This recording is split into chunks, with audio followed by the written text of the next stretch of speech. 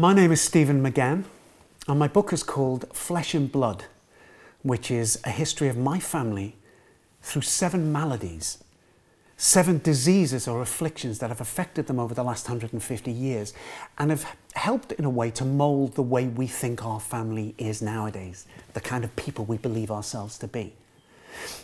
In chapter 4, I tell the story of my mum and dad, and the chapter is entitled Trauma, because both my parents suffered medical traumas in different ways and psychological traumas in different ways, and the ways that they handled these things really moulded the people they were and affected the kind of family life we grew up in.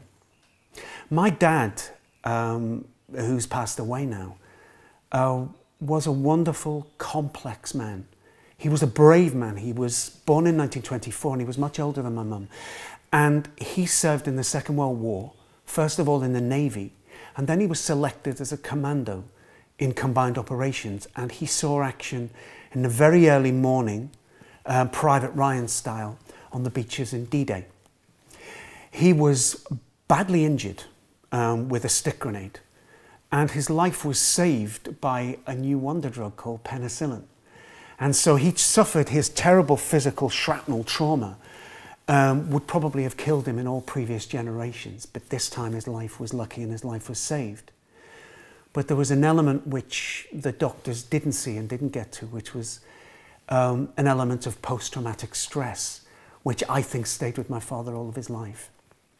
My mum was a 50s girl, like the women on Call the Midwife, and she married this man 11 years her senior, and thought he was 32 and she was 21, and she thought he was a man of the world, but actually only discovered the traumas that lay underneath him and the personal pain and the way that informed their early marriage.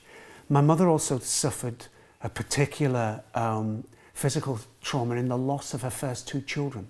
What many people don't realize is the McGanns had 2 brothers before the 4 brothers that most people know.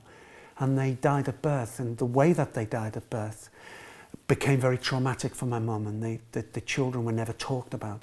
And only many years later did my mum manage to get psychological closure for the tragic death of those twins way back in time in the early part of her marriage.